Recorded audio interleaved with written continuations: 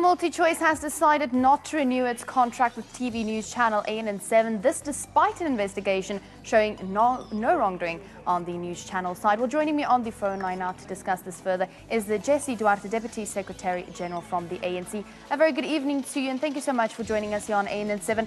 Now, ANN7, is it being made a scapegoat by Multichoice to protect their own business from political pressure? Well, I think it's outrageous that Multichoice, a monopoly capitalist company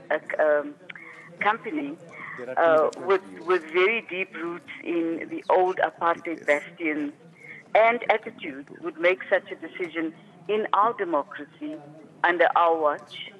And the problem that I'm facing right now is when you listen to the Multichoice CEO speaking, he is at pains to say there were mistakes made in the dealings, but no corruption, etc., etc. So what is the problem here exactly? I think what Multichoice is doing is they are removing diversity from the platform of news in our country.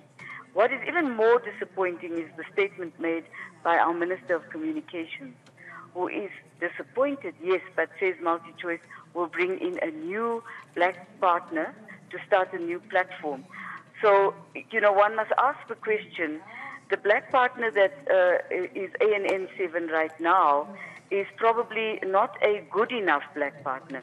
So what we're going to have in the future is yet another compliant news agency that will not bring us diversity, but will sing the tune of monopoly capital and play Multichoice's songs for them.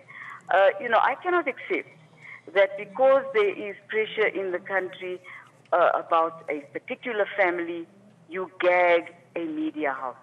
We've been through this, and as far as I'm concerned, this is the beginning of repression. Serious repression begins in this way, and I fully support the wearing of black armbands. I think it's time to say we cannot allow this to go on. You might as well put a strong banner across your screen and say ban. That's what the apartheid regime used to do. Multichoice is behaving exactly like the old apartheid regime. And they're using reputational risk as their reason. Apartheid did the same thing when they banned newspapers. They said it was reputational risk to the white people in South Africa. Is this not the same thing? And also putting the plug on the only black-owned channel in South Africa, you have mentioned this, but is it not a blow to the digital transformation goals? Well, I think it is, but I think the issue here, this is not a contractual problem. Let me say that. I think Multichoice is making a political decision to abuse the digital platform, to find itself a compliant and a black person that will sing its tune, that will not be independent. You know, editorial independence is the hallmark of freedom of speech for newspapers.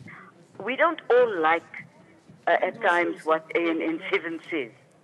We may not like what you say every day, but we must actually put our lives on the line to defend your right to say what you want to say as a media house.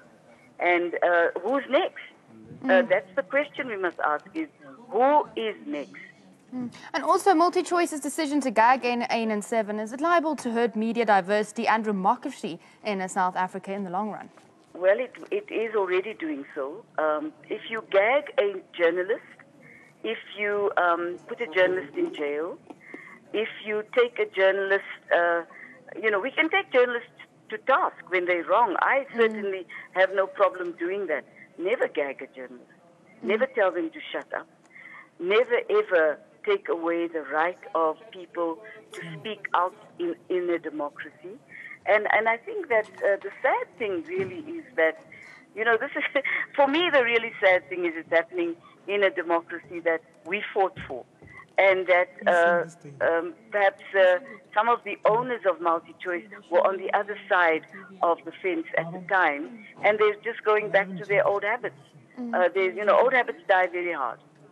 Yes, also I just want to ask you if Multichoice is succumbing to political pressure, because it does seem like that, and you have mentioned something like this. Well, so from interest in that they don't like an alternative voice. Of course.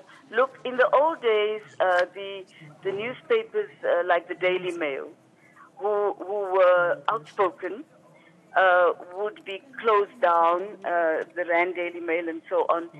To me, there can be no political pressure on a news agency that will enable its owners, its shareholders, its board of directors, its partners to shut it down. That does not happen in a modern democracy. And this bodes very big evil for our nascent democracy. It says that anyone else can be in line. It opens a door that we shut through a democratic process. And we cannot have that. We cannot have it.